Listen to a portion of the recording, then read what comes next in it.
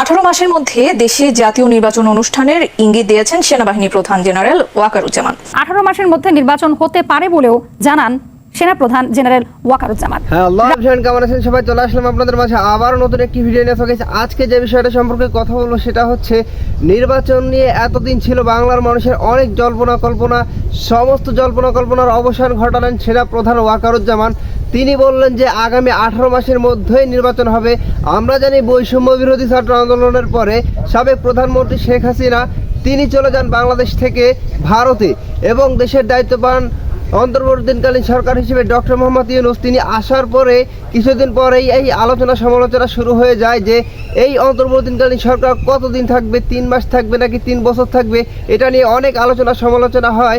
এবং এই সমস্ত জল্পনা কল্পনার পরে ওয়াকারুজ্জামান তিনি ফাইনালি ঘোষণা দিলেন যে আগামী 18 মাসের মধ্যে নির্বাচন হবে, এবং এই নির্বাচন 18 মাসের মধ্যে নির্বাচন দেওয়ার জন্য যা যা করণীয় তিনি সব কিছু করবেন। এবং তিনি বলেছেন ডক্টর মোহাম্মদ ইউনূসের পাশে আমি সর্বদা আছি, তাকে এই মিশন সাকসেস করাতে।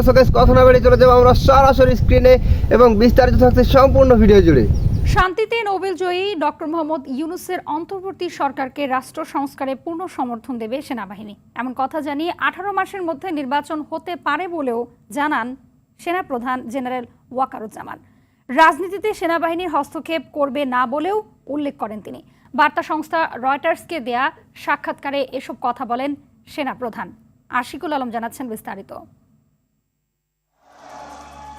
গেল জুলাই আগস্টে ছাত্র জনতার গণ অভ্যুত্থান, শেখ হাসিনা সরকারের পদত্যাগের এক দফা দাবিতে উত্তাল সারা দেশ।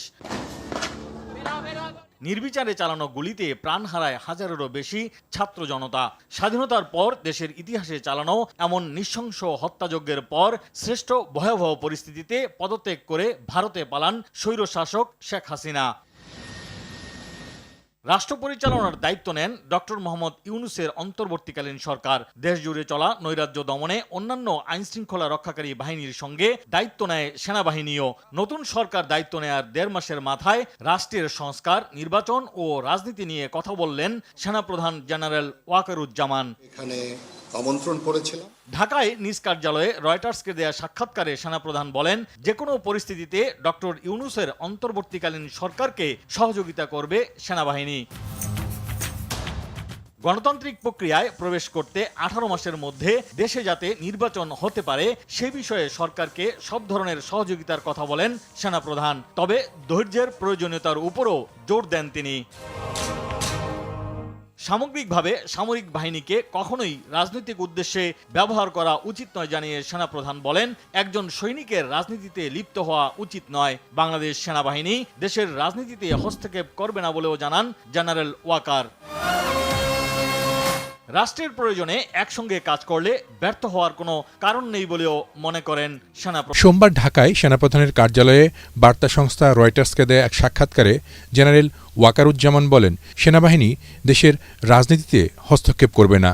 1 থেকে 1.5 বছরের মধ্যেই বাংলাদেশের গণতান্ত্রিক প্রক্রিয়ায় প্রবেশ করা উচিত বলেও মনে করেন তিনি। তবে এর আগে দেশবাসী সবার ধৈর্য ধরার প্রয়োজনীয়তার উপরও জোর দেন সেনাপ্রধান। আমাদের মধ্যে একটা আন্ডারস্ট্যান্ডিং আছে। আমি এই মুহূর্তে মনে করি না যে কোনো পরিস্থিতিতে অন্তর্বর্তী সরকারকে সমর্থন দেওয়ার কথা জানিয়ে জেনারেল ওয়াকারুজ্জামান বলেন, আগামী 18 মাসের মধ্যে যাতে নির্বাচন হয় সেজন্য গুরুত্বপূর্ণ সংস্কারগুলো সম্পন্ন করতে হবে। এ সময় সামরিক বাহিনীকে রাজনৈতিক প্রভাব থেকে মুক্ত করার একটি রূপরেখাও সাক্ষাৎকারে জানান সেনাপ্রধান।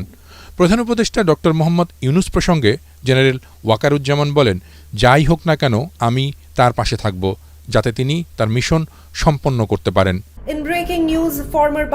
ছাত্র জনতার অভ্যুত্থানের মুখে গত 5 আগস্ট প্রধানমন্ত্রীর পদ থেকে পদত্যাগ করে দেশ ছেড়ে যান শেখ হাসিনা। পরে অন্তর্বর্তী সরকার গঠিত হয়। জুলাইয়ের গণ অভ্যুত্থানের শেষ দিকে ছাত্র জনতার সাথে পুলিশ ও সরকার সমর্থকদের মুখোমুখি লড়াই থেকে নিবৃত্ত রাখে সেনাবাহিনী। তো গাইস, আপনারা সম্পূর্ণ ভিডিওটি দেখলেন, এবং এই ভিডিও সম্পর্কে আপনাদের মূল্যবান মতামত অবশ্যই কমেন্ট বক্সে জানিয়ে যাবেন। দেখা হবে আপনাদের সাথে অন্য কোনো ভিডিওতে। ভালো থাকবেন, সুস্থ থাকবেন। আল্লাহ হাফেজ।